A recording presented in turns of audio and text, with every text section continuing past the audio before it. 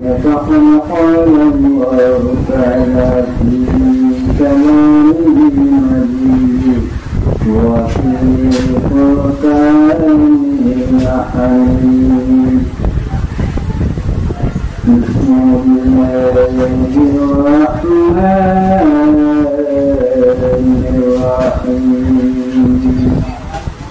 إن الله وملائكته يصلون على النبي يا أيها الذين آمنوا صلوا عليه وسلموا تسليما আল্লাহ বলেন আমি আল্লাহ এবং ফেরেশতাগণ নবী মুহাম্মদের উপর দুরূদ এবং সালাম পেশ করছি। দুরূদ পড়া জরুরি। নামাজ কি আল্লাহ পড়ে, রোজা পড়ে, সেটা এটা তো আমরা করবো।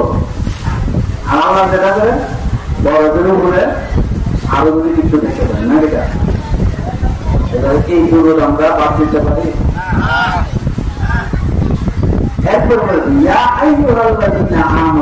যারা ইমানদার, যারা বিশ্বাস স্থাপন করছে কার প্রতি? নবী মুহাম্মদ সাল্লাল্লাহু আলাইহি ওয়াসাল্লাম এবং কোরআনের প্রতি। যারা এই দুইয়ের মাঝে একজনের বাদ চালাইছে আর আরেকজনের রাখছে, তারাও কথা বলছে না, ইমানদার তারা না। যারা এই দুইজনের প্রতি বিশ্বাসী তারা হলো ইমানদার। তাদেরকে বলা হয়েছে ইয়া আইয়ুহাল্লাযীনা আমানু সাল্লু আলাইহি ওয়া সাল্লিমু তাসলিমা। হে ঈমানদারগণ, তোমরাও এই নবী মুহাম্মদ সাল্লাল্লাহু আলাইহি ওয়াসাল্লামের প্রতি দুরূদ এবং সালাম পেশ করো, করতে থাকো। তাহলে আমরা কেউ কথা মানবো যে দুরূদ পড়বো না? দুরূদ দুরূদ দুরূদের কোনো নাম নাই। আজকাল দুরূদে নাম দেয়, কি নাম দেয় না? বলে দুরূদে ইব্রাহিম, দুরূদে অমুক, দুরূদে অমুক। না, এটা আমরা বুঝার জন্য একটা দিক পাঠ্য করছি, আসলে তা না। দুরূদ সব দুরূদ, প্রত্যেক দুরূদের আগে পিছে যার নাম সংযুক্ত আমাদের নবীজি নয়। এটি তো আমাদের সবচেয়ে বড় সৌভাগ্য যে আমাদের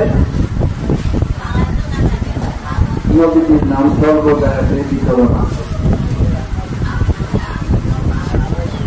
এরপরে বলা হয়েছে নবীর আনুগত্য।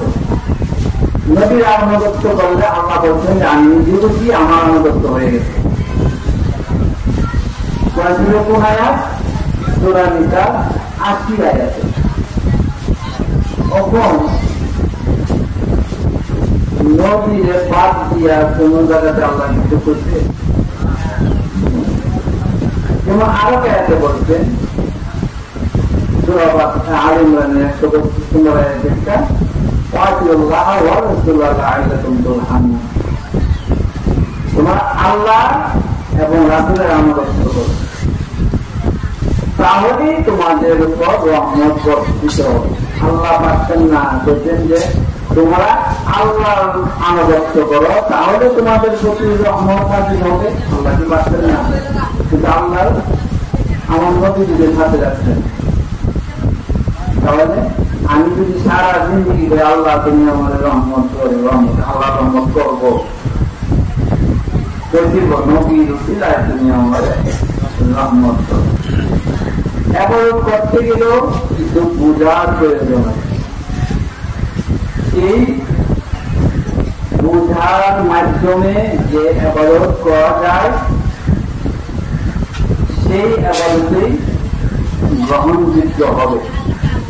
কেননা তার আসল জিনিস চাই না। যদি আমি এবারত করি তাহলে আমি দিক নির্দেশন কোনটা সঠিক কোনটা অসঠিক বললাম। তাই আমরা ইবাদত করব, এটার রুলগুলো বুঝতে হবে। যেমন আমি নামাজ পড়লাম, নামাজের মধ্যে আমাদের চিন্তাধারা, আমাদের যে জিনিসগুলো আছে সেটা আমরা আল্লাহর দৃষ্টি নবীরে দেখছি না দেখে আমরা বিশ্বাস স্থাপন করি। এই বিশ্বাসটার মাধ্যমে আমরা নামাজ পড়ি। এখন সেই নামাজটার সময় আমাদের চিন্তাটা থাকবে নামাজটা পাইছি কার মাধ্যমে? নবীজির মাধ্যমে। নবীজি আমাদেরকে পদ্ধতি শিখিয়ে দিতেন আর আমরা সেইভাবে নামাজ আদায় করি। এই কথাটার অর্থ হইল বন্দী করতে গেল সঠিক করলে আত্মতৃপ্তি পাওয়া। সর্বপ্রথম দরকার দুই জিনিসের প্রতি ঈমান, আল্লাহ এখন রাসূল। এরপরে দরকার কোরআন, তাহলে তিন জিনিসের। তাহলে আমি পরিপক্ক মানুষ। আরেকটা কথা বলি, কোরআন কার মাধ্যমে আসছে? হযরত জিবরাইল আলাইহিস সালামের মাধ্যমে আল্লাহ পেয়ারা হাবিবের কাছে পাঠিয়েছেন না? এটা তো ওহী না, আল্লাহর হুকুম। এখন রাসূল সাল্লাল্লাহু আলাইহি সাল্লাম কখনো নিজ থেকে কোনো কথা বলেন না, শোনা করেন না। এখন রাসূল সাল্লাল্লাহু আলাইহি সাল্লাম নিজ থেকে কোনো কথা বলেন না, যা বলেন আল্লাহর কথাই মুখ দিয়ে বাহির করেন। তাহলে কোরআন আমাদের বিধান, নবীজি যা বলছেন সেটাও আমাদের বিধান। দুটোটা কিন্তু ওহী দুই রকমের, একটা নবীজি যেটা বলতেছেন সেটাও ওহী, কোরআন যেটা আসছে জিবরাইলের মাধ্যমে সেটাও ওহী। তাহলে কোনটাকে আমরা বাদ দিতে পারবো? এই যে একটা জিনিস জানলেন, এটাও কিন্তু বন্দী করতে গেলে বেশ প্রয়োজন আছে। আর একটা জিনিস থেকে আপনারা সবসময় দূরে থাকবেন, যেটা আমার নিজের ব্যক্তিগত উপরে, সেটা হলো কি আজকাল বলে এটা জয়ী হাদিস, এটা হাসান হাদিস, এটা সহিহ হাদিস। এবারে বলে না, না, নবীজি যা বলছেন সবই হাদিস, সবগুলোর প্রতি আমাদের বিশ্বাস রাখতে হবে। কিন্তু নবীজি বিভিন্ন সময়ে বিভিন্ন পর্যায়ে কতগুলো অফ করে দিচ্ছেন, বন্ধ করে যে এইগুলা এখন আর করবে না, এইগুলা করবে, এবং এটাই তোমাদের জন্য এখন যাবে। কিন্তু জয়ী হাদিস থেকে ওই দিকে আমি একটু অস্বীকার করতে পারবো, নবীজির মুখ নিশ্চিত পান না, অস্বীকার আমরা করবো না। কিন্তু আমরা কি করবো, যেটা নবীজি লাস্ট পর্যায়ে বলে গেছেন যে এইভাবে এইগুলারে তোমরা পালন করবা, ওইটারে স্টপ রাখো। আজকে কিন্তু ওই জয়ী করতে করতে করতে করতে এমন আগে যেমন তারা বড় পা নাই আর কি না, এরকম চলে গেছে। এটা তাহলে অর্থ হচ্ছে আমরা বিশ্বাসের মধ্যে যেন কোনো পরিবর্তন না হয়। আমি আরেকখানা কথা বলবো, যে কথাখানা বিভিন্ন জায়গাতে আমি বিভিন্ন মাসুদের শুনি, আল্লাহর রাসূলের মর্যাদা দিতে গিয়ে আমরা ইমাম হাসান এবং ইমাম হুসাইন রাদিয়াল্লাহু তাআলা আনহুর প্রশংসা করি এবং করতে পারি। কিন্তু আমি একটা ক্ষুদ্র জিনিস আপনাদের বলি, বিভিন্ন জায়গাতে আমি মাহফিলে শুনি নবীজি নামাজরত অবস্থায় ইমাম হাসান এবং হযরত ইমাম হুসাইন রাদিয়াল্লাহু ঘোড়া চড়ছে। সেটা তো অস্বীকারের কিছু নাই, এটা আমিও বলবো, আপনিও বলবেন। কিন্তু শুধু এই দুজনের কথাই বলে, অন্য আরেকজন আছে তার কথা কিন্তু বলে না। কারণ আমরা পুরুষত্ব এবং পুরুষের সম্মান বেশি রক্ষা করতে গিয়া ওটাতে চাপে রাখে। সেটা হলো কি, নবীজি আরো নাতনি আছিলেন, ওনার নাম কি হযরত উমামা রাদিয়াল্লাহু তাআলা আনহু। উনি নবীজির সেই ঘোড়া চড়তেন।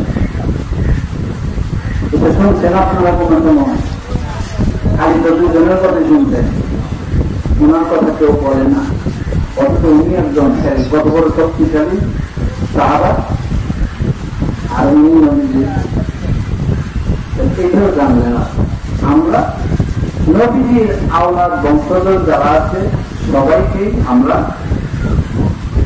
শ্রদ্ধা করি, কিন্তু কালপূর্ণ করে কেউ ছোট কেউ বড় করবো না।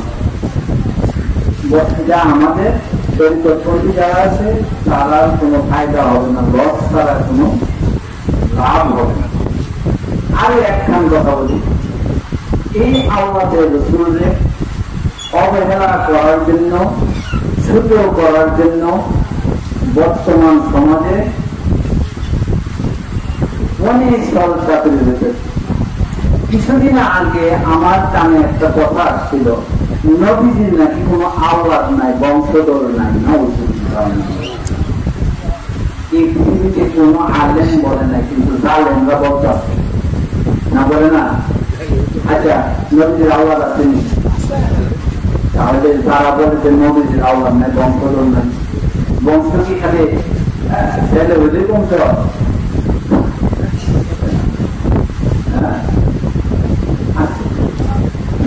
কিছু কিছু বিভ্রান্তিকর মানুষ বলে কি নবীজি বংশধর নাই।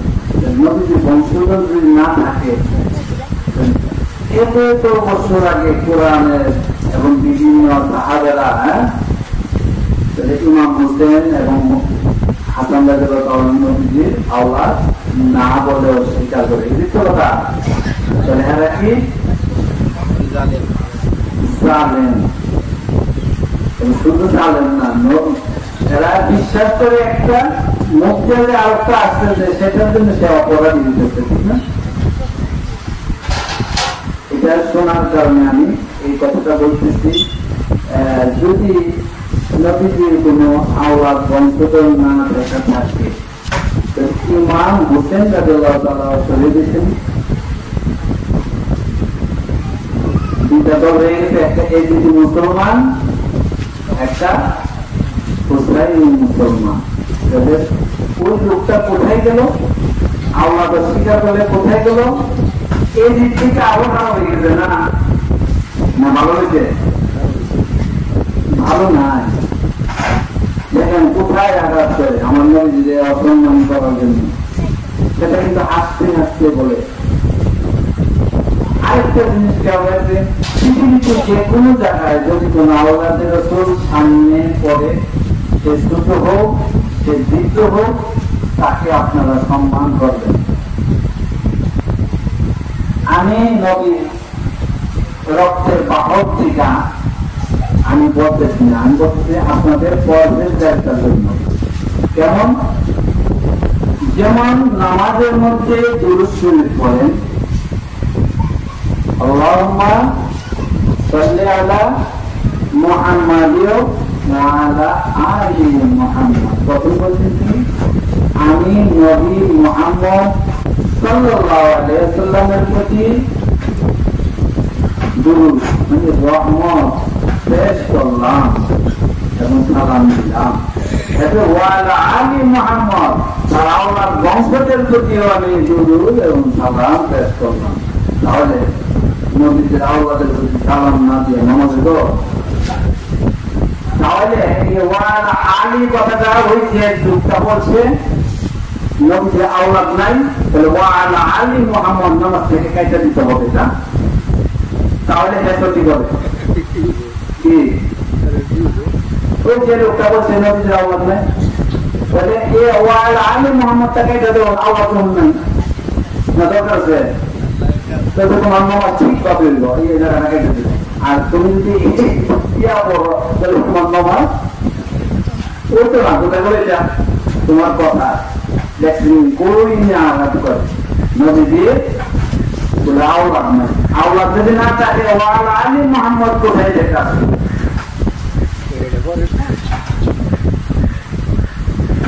আমি অথবা যা আমি গরুর গোস্ত খাবো না, গরুর গোস্তের ঝোল খাবো, কথাটা যখন যখন কথাটা এরকম হচ্ছে না। গোস্ত খাইছি তরকারি, কিন্তু গোস্ত আর খাইতাম না, না খাইয়া ঝোল খাবো। এই কথাটার পিছনে আরেকটা কথা, এই যে বললাম যে সম্মান দিবেন কিসের জন্য?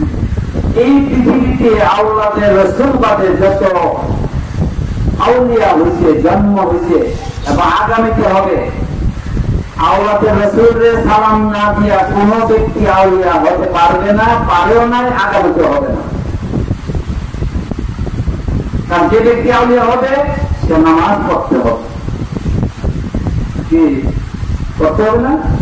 নামাজ যদি পড়তে হয় নবী আওলাদের উপর সালাম দিতে হইব।